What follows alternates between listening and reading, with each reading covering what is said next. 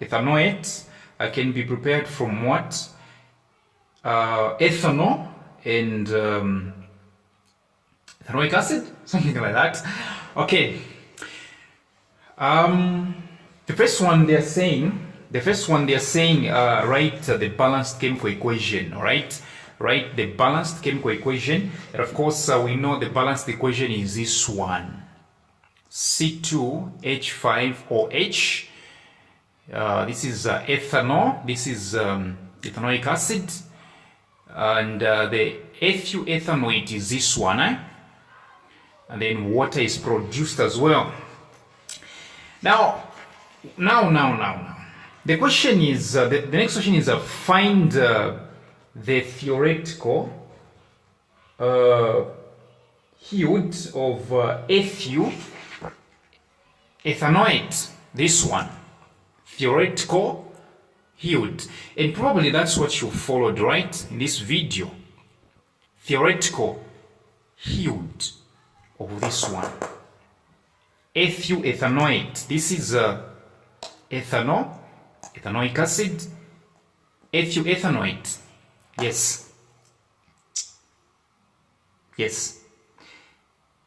Find the theoretical yield of ethanoate, and they have also mentioned ethanol prepared from ethanol. Find the theoretical yield from what? Ethanol. From what? Ethanol. I want you to get the point. From what? From ethanol. So listen to me. Under normal circumstances, right? For you to find theoretical yield, you have to find the limiting reactant, which means you have to find between ethanol and ethanoic acid, which one is finishing first, which one is running up first between this one and this one. But according to the question, they have already said prepared from ethanol. From what? From ethanol. Once they mention ethanol, it simply means to say they have already said ethanol is the limiting reactant, which means it is the one that is going to finish first. Should I repeat? I'll repeat. Mone, under normal circumstances, when you are asked to find a theoretical yield of ethanoate ilisoi, all right? Before you can find the theoretical yield, you have to make sure that you determine between ethanol and ethanoic acid which one is finishing first between the two. But in this question, you realize that they have said prepared from ethanol, which means no need to find the limiting reactant. Already, they have given us the limiting reactant. Already, so no need. All right? No need actually. No need. So what do you do? Listen, for you to find the theoretical yield, right, you need the limiting reactant. And so far we know it's ethanol, right? We know it's ethanol. So what we need to do, we'll focus on the ethanol. All right? We should find the number of moles of ethanol because it is the limiting reactant. So I'll come up with another question whereby they won't give us the limiting reactant. We'll find it for ourselves so that you understand well. So for me to find the theoretical yield of ethanoate, right, I have to focus on the ethanol first because it is the limiting reactant which has been given to me. So what should I do? I should find the number of moles, right? The number of moles of ethanol. What do? Find the number of moles of what? Ethanol. What should we do? Number of moles actually, it's it's mass over molar mass. Mass over molar mass. Mass over molar mass. Yes. And according to the question, the mass of ethanol is 23, right? 23. Yes. So what you need to do is to struggle finding the molar mass, the relative molecular mass. The relative molecular mass of ethanol here. How do you do it? This is it. This is ethanol, right? You do this. Here we have 1 hydrogen. This is the 1. Times the mass number of hydrogen, which is 1. And the answer is what? 1. Yes, this is how you find the molar mass or the relative molecular mass. The next thing that you can see here is oxygen, right? How many oxygens are here? 1, right? Times the mass number of oxygen, which is 16. You know what we're doing, right? We're finding the number of moles of ethanol because ethanol is the limiting reactant, according to the question. How many halogens are here? There are 3, right? There are 5, right? You say 5 times the molar mass, the mass number of halogen is 1. 5 times 1 is 5. We have 2 carbons, right? We do happen to have 2 carbons, but the mass number of carbon is 12, right? So you say 2 times 12 and you get 24. And then you add all these numbers, right? You add the numbers. You do like 1, 16, 5, all right, 24. What do you get? You get 46. So the relative molecular mass or the molar mass of ethanol is actually 46. So 23 divided by 46, you realize that the answer is 0.5 moles. So ethanol has got the number of moles 0.5 moles. So now what you need to do, you have to find the number of moles of ethanoate, because they are saying this is the theoretical yield that we should find. We should find the theoretical yield of ethanoate, this one. So what you need to do, you have to use ethanol to calculate the number of moles. Please, number of moles. You need to find the number of moles of ethanoate using ethanol, the limiting reactant. So we are from answering the number of moles of ethanol, right? The limiting reactant, right? The limiting reactant. We are from answering the number of moles of the limiting reactant, which is 0.5. So now, for you to calculate the number of moles of ethanoate, right? All you need to do is simply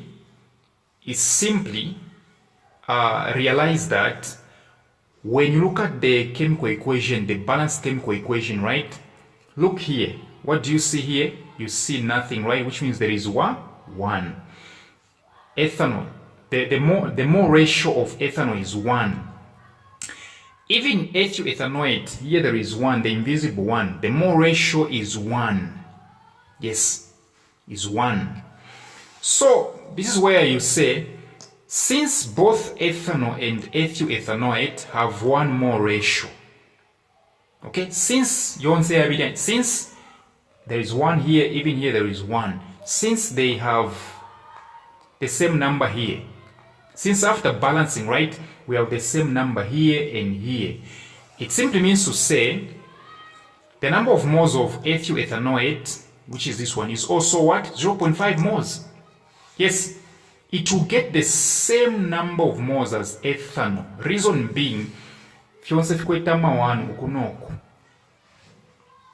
are more ratios. Ni 1. Could be 1, even here it's 1. Since they have the same mole ratio, it simply means to say they both have the same what? Number of moles, which is 0.5 moles. Unless there was 2 here, that's when we would have done something. Or here. So since both have 1, it simply means to say they both have the same number of moles, 0.5 moles. This is it. So the theoretical yield is actually mass. Yes, alright? Mass. Now, using this formula here, so right now we have the number of moles of ethyl ethanoate, right? 0.5 moles. 0.5 moles. So theoretical yield is simply mass. And mass is equal to what? Number of moles times molar mass. Yes, because moles is equal to mass over molar mass, right? So if you make mass the subject, you realize that molar mass times number of moles is actually mass. So theoretical yield is equals to number of moles times molar mass. So number of moles of ethyl ethanoate is also 0.5. You remember, right? Because they have the same mole ratios. Kuli 1, no, kuli 1. So they have the same number of moles. So number of moles is 0.5 times molar mass. You have to go and struggle to find the molar mass of ethyl ethanoate. This is how you do it, right? How many halogens are here? There are 5. What is the mass number of halogen? 1. 1 times 5, 5. How many carbons are here? There are 2. The mass number of carbon is what? It's 12, right? 12. So 2 times 12, 24. How many oxygens are here? There are 2. What is the mass number of oxygen? 16. 2 times 16, 32. How many carbons are here? 1. What is the mass number of carbon? 12. 1 times 12, 12. How many halogens are here? 3, right? What is the mass number of halogen? 1. 3 times 1, 3. How many carbons are here? 1. What is the mass number of carbon? 12. 1 times 12, 12. You add all these numbers, right? You add them. Okay? Because the formula is number of moles times molar mass. Yes. So you add them. You add all these numbers. What do you get? You get 88. So you do 0.5 times 88. What do you get? You get 44 grams. So this is a theoretic yield. Which is it. Chap. The last one was actually, there is another one, but C is important. The last one was on percentage yield, right? Percentage yield. Percentage yield, the formula is actual yield over theoretical yield. All right? So listen to me. When it comes to actual yield, they'll give you the actual yield. You can't find the actual yield yourself. If you find the question on percentage yield, and they have not given you the actual yield, go and ask them to give you the actual yield. All right? They should go and give you the actual yield. Actual yield, you can't find it yourself. It's found in the lab, and you're not in the lab. So they should give you the actual yield. So they gave us the actual yield, 33. All right? Yes. The theoretical yield is the one that I'm from answering, which is 44, right? 44 grams. So you put it down here, times 100, right? 33 times 100, 300 over 44, right? Why times 100? Because we're dealing with what? Percentage yield. So the 300 divided by 44, the answer is what? 75.